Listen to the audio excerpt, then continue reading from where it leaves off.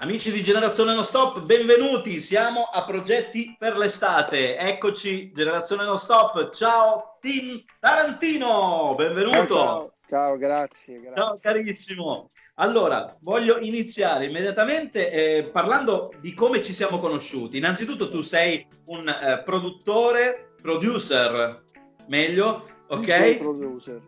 DJ, ok, producer e DJ.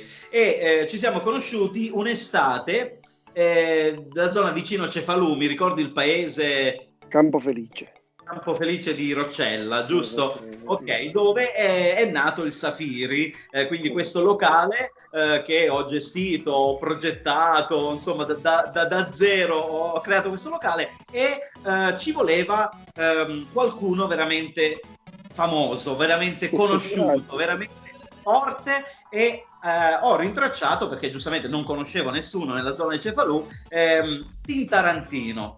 Quindi ci siamo seduti e abbiamo iniziato a organizzare un po' gli eventi del Safiri. Sì, i Poi, famosi mercoledì e venerdì. ecco, continua tu, alza un pochino la... Eh, Lì è nata l'organizzazione Inside, grazie a voi e grazie a quel locale lì, che adesso sta dando ottimi risultati. Perciò Perché quel vogliamo momento dire, lì è indimenticabile. quindi inizialmente eri con tuo fratello, dico bene? Sì, Ah, sì, ero con mio fratello, sì, ero con mio fratello e altri miei soci che sono arrivati dopo. ok, dopodiché vi siete uniti con quell'occasione di questi eventi fatti al Safiri e avete deciso di creare questo gruppo Sì, chiamato sì, Tide. sì. Inside si occupa dell'organizzazione delle serate ed è tuttora all'attivo, organizza grandissimi eventi, ringraziando tutti e stiamo andando un po' avanti. Col progetto nuovo che abbiamo, che tutti conoscete, che si chiama Big Reunion.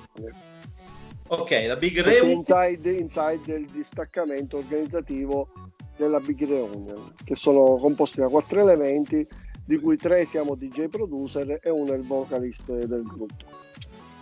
Ok, quindi allora facciamo un passo indietro. Quindi Ok, questo, diciamo da adesso non ricordo, circa 5 anni fa, sì, sì, quindi sì, è 5 nata anni. meno, no? Questa organizzazione, questo gruppo. E allora, prima tu come hai iniziato? Hai iniziato a fare il DJ nelle feste, man mano. Negli anni, fine anni 80 e 90 era molto diversa la storia. Innanzitutto si cominciava che il DJ era il DJ, non esisteva l'organizzazione, esistevano i locali.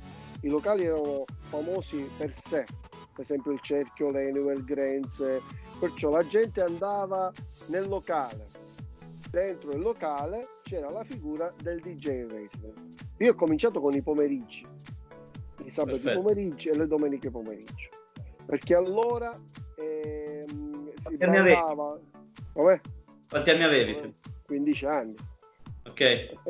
Ancora mi ricordo col motorino e dei dischi che pesavano e andavamo lì, io sempre il mio gemello.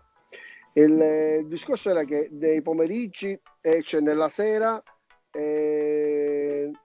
non andavano a ballare i minorenni, perciò il pomeriggio era creato per i minorenni, la sera era creata per i maggiorenni e si facevano delle feste fantastiche di Anni pomeriggio. stupendi, indimenticabili. Secondo me non ritorneranno mai più, Infatti. però sono dei bei ricordi. Però era bella questa divisione, i più grandi e i più piccoli il pomeriggio. Secondo me sì, secondo me sì, secondo me sì. Comunque i ragazzini più piccoli, diciamo così, è giusto che uscivano il pomeriggio, si andavano a divertire, dopodiché rientravano a casa per non fare... La sera c'era, andavano a ballare i maggiorenni. E secondo me dovrebbe essere così. Sì, sarebbe sicuramente meglio per tante cose.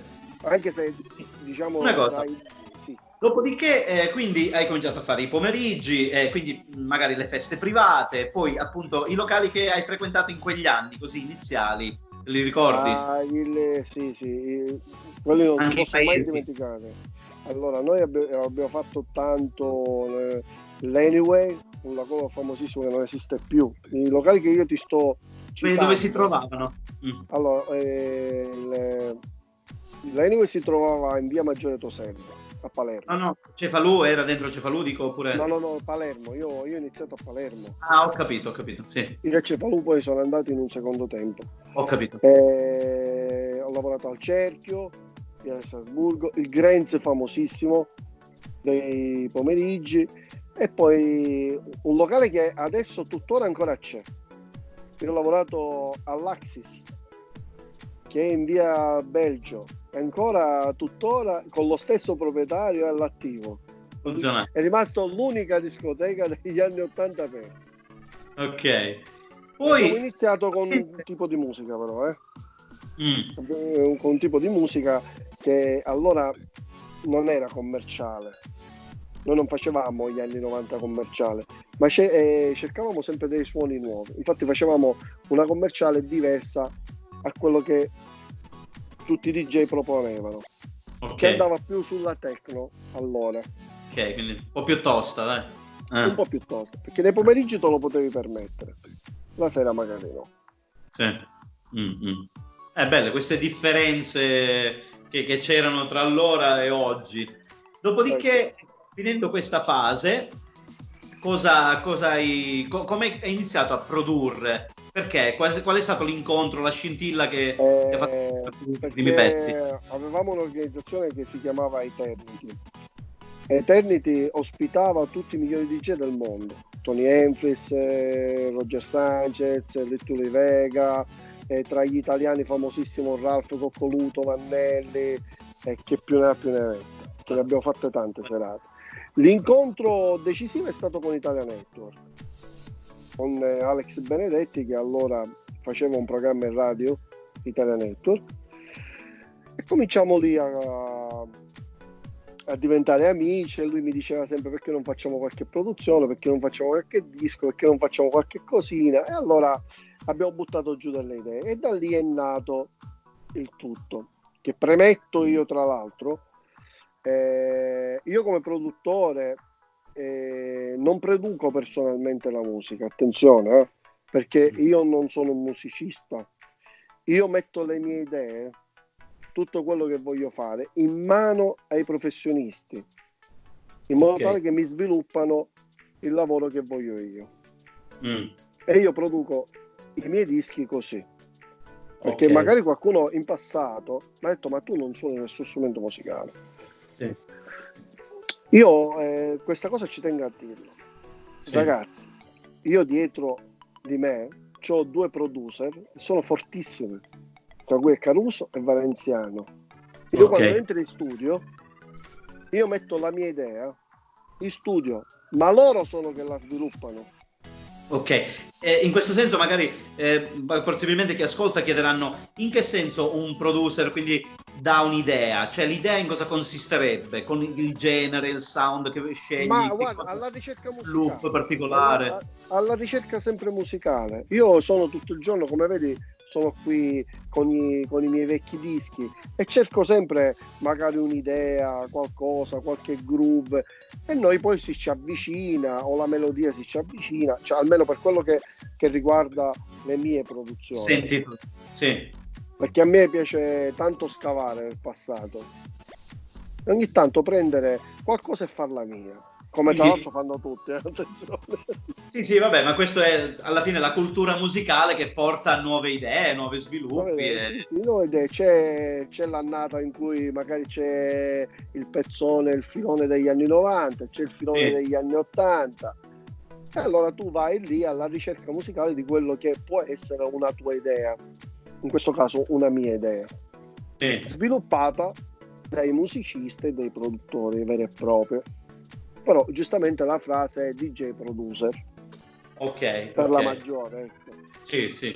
Ma vuoi ricordare i tuoi pezzi magari, e poi sotto magari metteremo anche, o li vuoi linkare poi sotto il video per sentire i tuoi pezzi? Nadia Tintarantino, Gitana Tintarantino, poi c'è Abigail, che questo me l'hanno dedicato per mia figlia, una cosa molto bella perché mia figlia si chiama Abigail.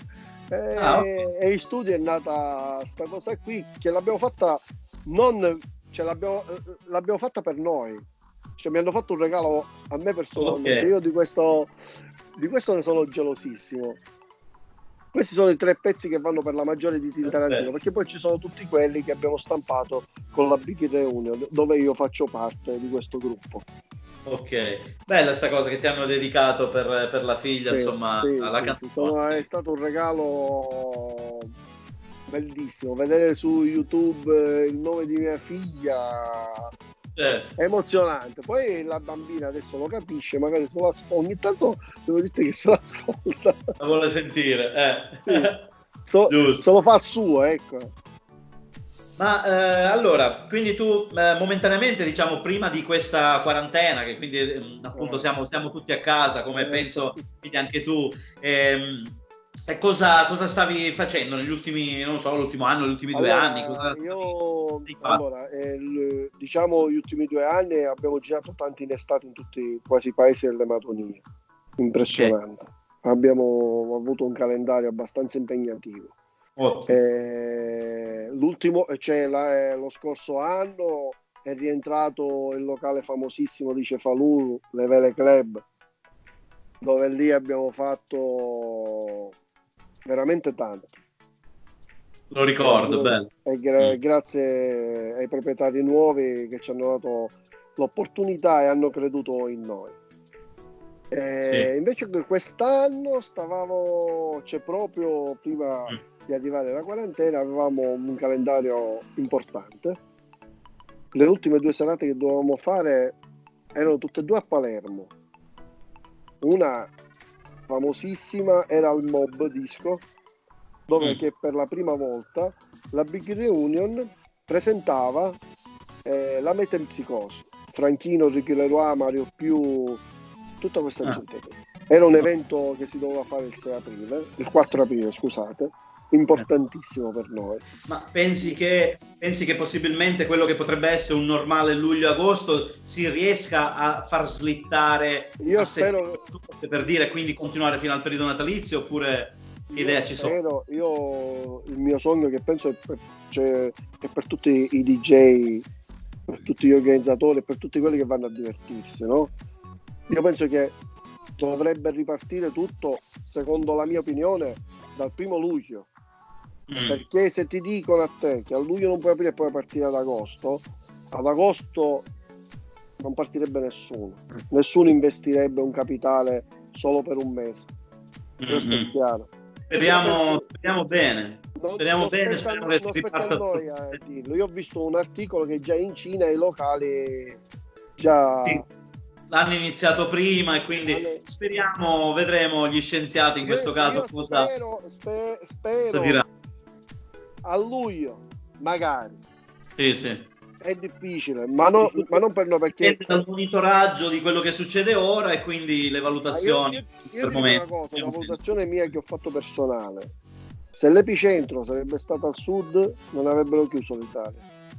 Sì. Noi stiamo pagando un prezzo caro del nord, e quelli del nord lo dovrebbero capire. Sì. Perché noi, allora, io per esempio dove che sto io, a Campoficio non c'è nemmeno un caso. C'è stato un cenno, ma non c'è stato più niente. Sì. Purtroppo qui si fa tutta l'Italia, e quindi bisogna seguire un po' le indicazioni che danno. La musica non si ferma mai. No, quello assolutamente. Io sono contento di averti sentito, di essere stato in collegamento con te. Mi hai raccontato un pochino tutta la storia di un producer e DJ, quello che fa di solito per le sue giornate, le sue attività, quello che è stato il suo passato, e quindi è sempre una cosa bella riscoprire certe persone che hanno allietato anche la vita di altre generazioni pure, perché ormai hai una certa età, insomma. Un pochettino ce l'ho. Hai fatto ballare? Sì, quanti anni? Ho 46 anni. No, da 30 anni. 30 anni che suoni, quindi che comunque sei in discoteca, quindi è bello conoscere quello che c'era prima, quello che c'è ora, quello che ci sarà.